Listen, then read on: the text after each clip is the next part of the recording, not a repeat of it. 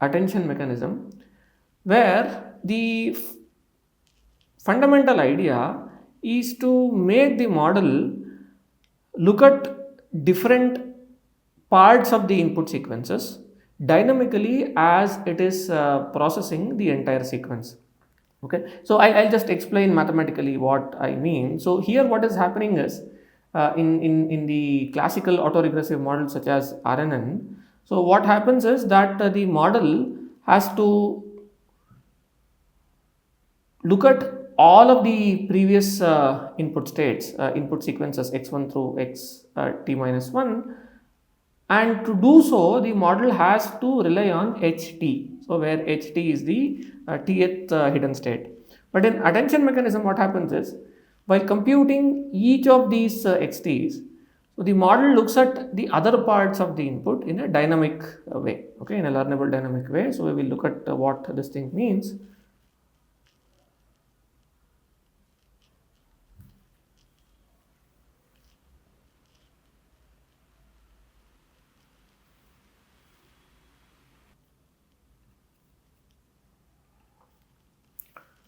Let us look at how the attention mechanism works. So we are given a sequence of data, given a sequence of data, let's call it x, which is x1, x2 up to xt. So we have t data points. So first compute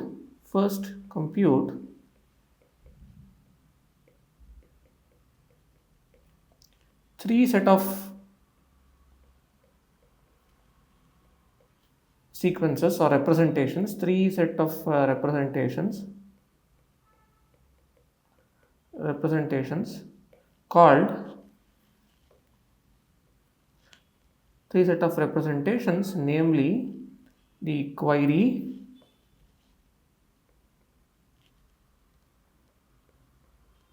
the key, and the value. So what are these?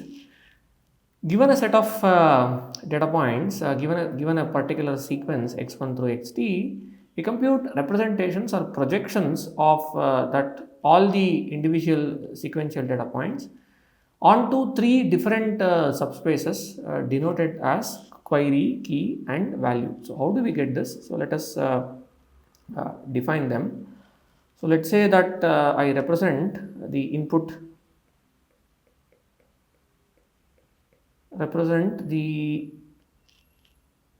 data point as a matrix, input data sequence as a matrix. What is that? Call that as some capital X. So this capital X is in R capital T comma D dimensions, where capital T is the number of tokens that we have in the sequences and a number of items that we have in the sequences. The number of items that are there in the sequence, each item is called a token. That is what the terminology that is used in the literature.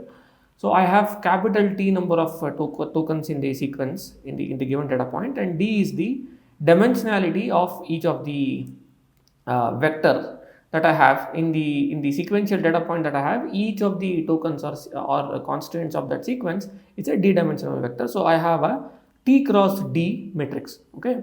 Now what we do is just find three projections. Find projections. So let me call that as Q, K, and V as follows. So first the data is projected onto these three subspaces. So the first subspace is Q. Let us write that as X times WQ, and we have the matrix K to be equal to X into WK, and V is equal to X times WV. Okay. where WQ, WK and WV are matrices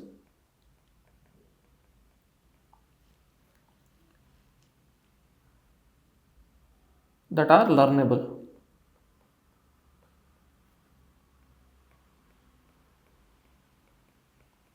See, note that the dimensionality of X is T comma D. So the dimensionality of WQ has to be, so this is, if this is T cross D, WQ has to be some D cross DQ, and this is again T cross D, this has to be D cross DK, and this is T cross D times D cross dV. So where dq, dk and dv are the dimensionality of the query key and the value subspaces. So typically dq, dk and dv all are taken to be the same, having the exact same value. So now what we have is, wq, wk and wv are matrices that are learnable as a part of the model. Now once we have this, Q will be a matrix of T comma D. Let me call that as D dV, because I said that typically dq and dk and dv would have the same dimensionality. So I will just use one of these symbols. Let me call that as dq or dv. So q is in here, and in fact all three matrices lie in the same space. So q, k and v, all three are matrices. These are in the dimensionality in the space of T cross dv. Okay, so which means that each of the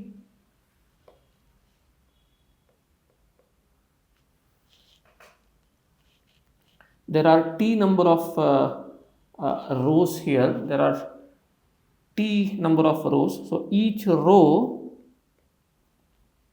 of the above matrices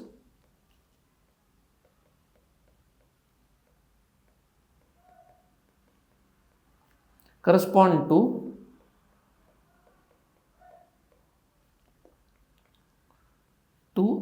the representation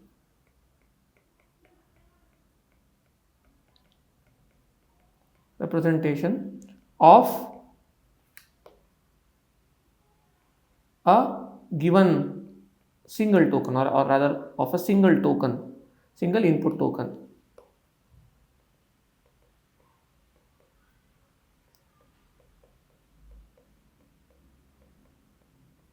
Right? So we have capital T number of input tokens in the given sequence.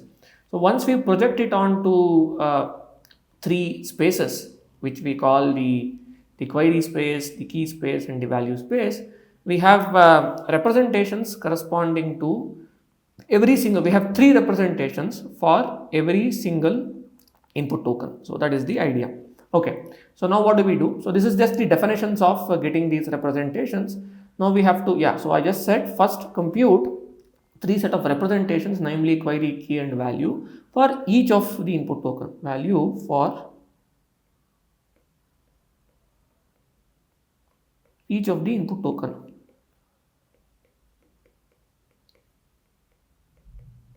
Okay, so I'll just write this. So xi, each of it is in RD, and this is what I call as a token. So there are, we have think of them as vectors for now. So they are all d-dimensional vectors, and we have capital T of them. What we initially do in attention mechanism is first find out or rather project them onto three set of representations using learnable linear matrices, linear projections, and call those spaces query, key and value.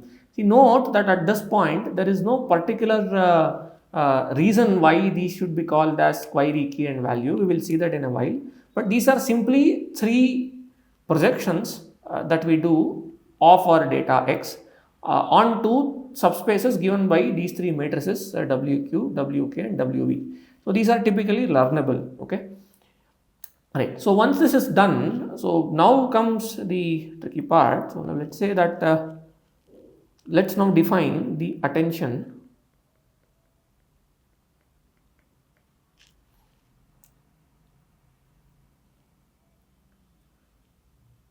So I'll do it at a vector level, and then we will extend this to matrices. Now for the attention mechanism, let's say that we are given a query vector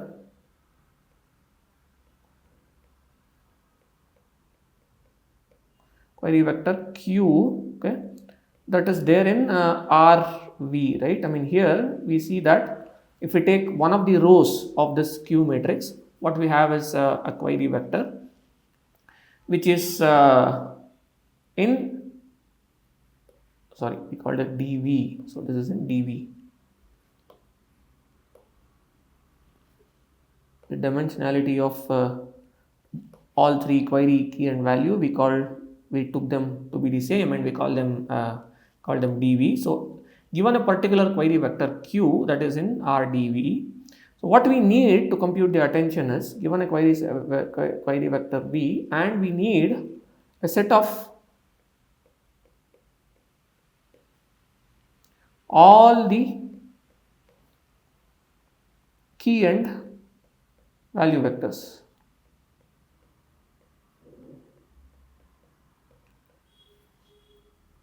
We need the set of all the key and value vectors.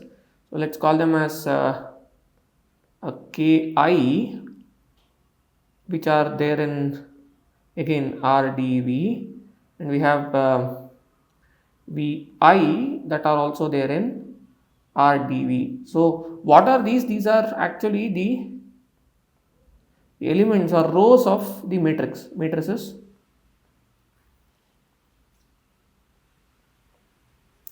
Rows of matrices k and v, right? So what is this? A particular query vector is also one row,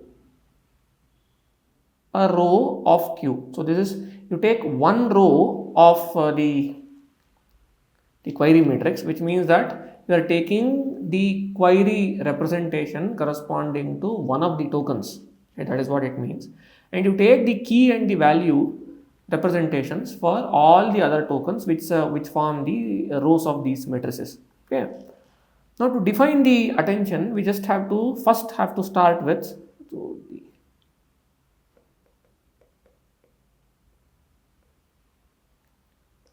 is to compute the similarities.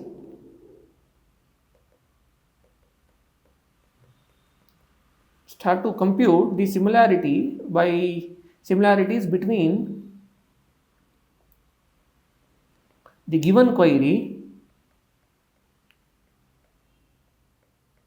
and all the keys.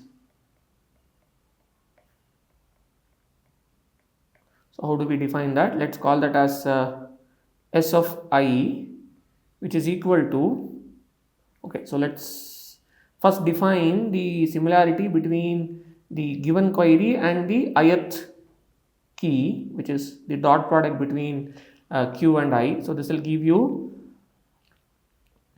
this is the similarity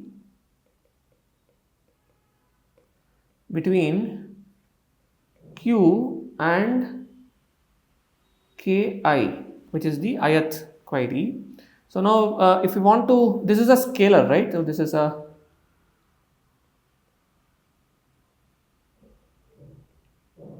scalar. So now let's define s to be equal to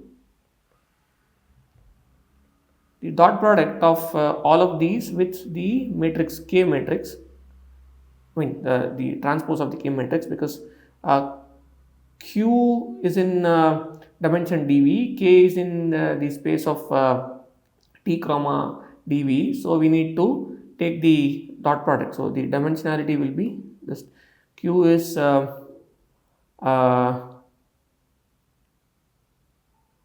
we said it's one row and dv number of columns, and this should be dv cross capital T, right? So this score will be in the dimensions 1 cross T, right? So this represents the similarities of similarities between the given query and all the keys. Okay, so intuitively, what is this doing? This is trying to find out what is the dimensionality, what is the similarity, I'm sorry, what is the similarity of a given particular token with all the other tokens that are there in the sequence. Now, the similarity, how is the similarity quantified? Similarity is quantified as the dot product between the query vector corresponding to a given token and the key vector corresponding to other token. So that will give you the similarity between a given query vector and the given query and the key. So basically what we are quantifying by computing the similarity is computing this S is trying to understand how close or how similar, or rather what is the amount of information that is there in a given query that is there in all other tokens corresponding to a given token that is represented as query. So that is why we have this name of query and key. So what we are doing is taking a particular token or the query representation corresponding to a particular token and trying to match it with all the keys which are the key representations of all the other tokens in the sequence. So now what we are questioning here, what we are trying to quantify here is to see how similar a given token is with the other tokens. Okay, so this S now gives a one T dimensional vector which contains the similarity between a given query and all the keys that correspond to that is there in the given sequence. Okay, so now what is the next step? The next step is to just scale the scores. So let's call this scale. Okay, this is writing as step. So this is step 2 is to scale the similarity, scaling the dot product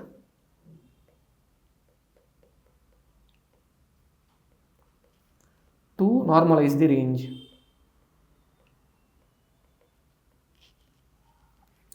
Okay, so let's call that as S cap. So what we do is simply take this and take this vector which is given by Q transpose K transpose and divide all that vector by root of dv just to ensure that the sizes of these vectors do not blow up. This is simply a normalization step. So once we normalize this, the step 3 is to convert these into probabilities. So the next step is to apply, or rather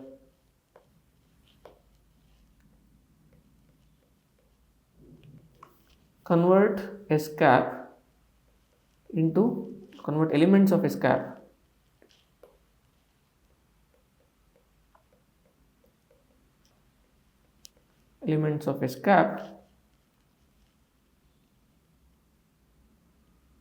or rather I say, yeah, convert elements of S cap to have values between 0 and 1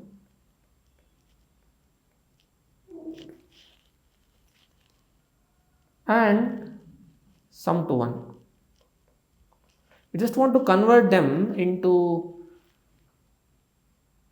having values between 0 and 1 and summing to 1. So why do we want to do this? This we want to do because finally we want to look at the elements of the dot product as the scaling factors for a convex combination that we'll take. So we have to convert that into how do we do that? The way to do that is to apply the softmax function. So let us call this as some alpha equal to softmax of S cap. What is this equal to? Softmax. Softmax is a function that accepts a vector. So softmax of a vector S cap is a function that takes a vector from the t dimensional space, or rather now here the S cap is in it's in t dimensional space. This would map it to another vector that is bounded between 0 and 1. So this is what a softmax function does. So how do we write that? So alpha I is equal to e power, take the corresponding row q transpose ki, yeah, so this is along with the scale divided by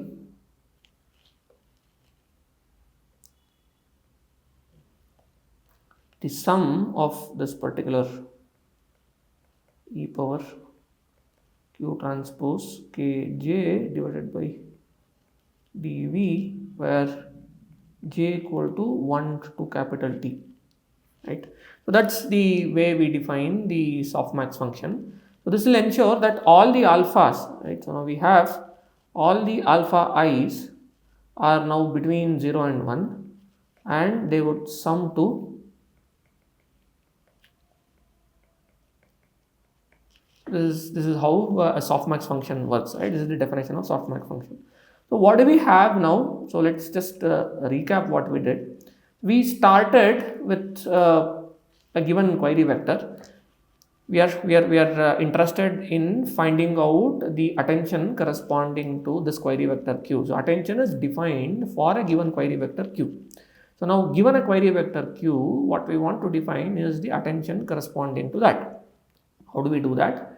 We take that query vector and find the similarity of that query vector with all the key vectors corresponding to a given sequence by computing the dot products. Once we have the dot products, we convert the similarity vector that quantifies the dot product between a given query and all the keys. We simply normalize them to ensure that the range is within bounds, and then convert that into coefficients that would sum to 1, and all of them are between 0 and 1. So that is the operation that we did. So now what did we get? We got at this stage alphas represent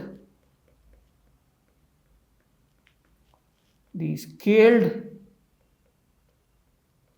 similarities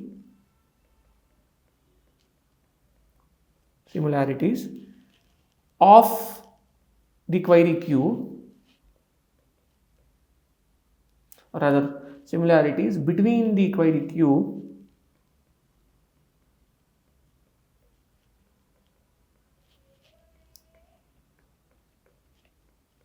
and all the keys k. I is from 1 to capital C. So this is what the alpha is now representing. It is representing the similarity between the scaled similarity between the given query q and all the keys in the sequence. Okay. Now we are ready to define attention. So step 4 is the definition of attention. So step 4, we define attention as a weighted sum. So attention corresponding to attention is a function of 3 things. So now you need a given query q, and we have all the keys and all the values corresponding to everything that is there in the sequence. So given this, we define attention as a linear combination, rather a convex combination of all the value vectors corresponding to each of the tokens. So I equal to 1 to capital T, where where Vi belongs to the value matrix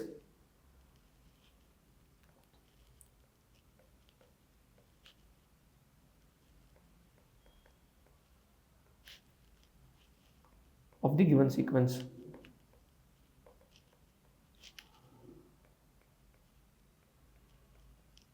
So this is the value matrix of the given sequence. So now, finally, if you look at it, attention corresponding to a given query vector is nothing but a convex combination of the value vectors that we have computed. And now the name is justified, right? So this is called a value vector because finally what we are computing as attention for each of the query is simply a linear combination or a convex combination of different value vectors. Now, what should be the coefficients of the linear combination or convex combination is defined by the inner product between the query and the key vectors. So, basically what we are doing is, given a query vector, we are finding out how similar is this query vector with all the keys, all the key vectors. Now, the query and key vectors give you the coefficient with which you have to weigh the value vectors to get the attention corresponding to this particular triplet. So the definition of attention has three things involved. One is the query vector, and we have the key vectors and the value vectors. Now, starting from the query vector, we compute the dot product of this query vector with all the key vectors to find out the coefficient with which the value vectors have to be scaled and added to get the corresponding attention for this particular query vector Q. Okay. Now, if we combine this and compute the attention for all the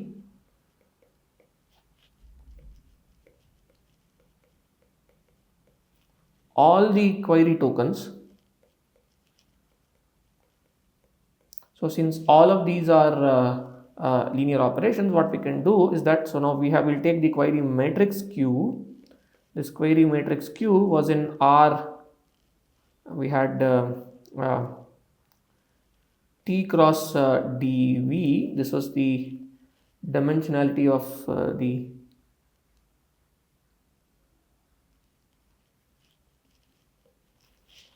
query matrix. So attention corresponding to each of this entire query matrix is given by the following. So we have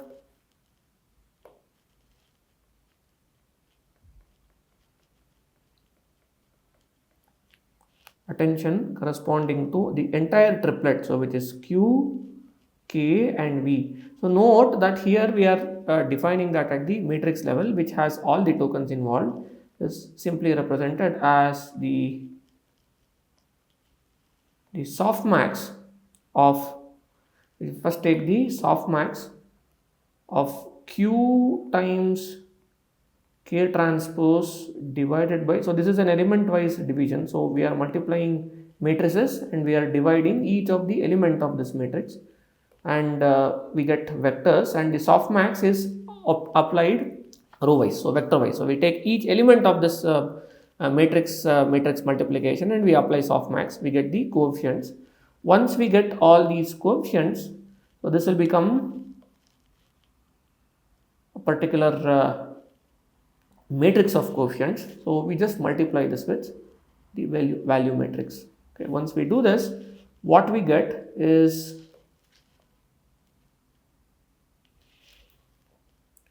a set of vectors that we call as attention corresponding to the given input token.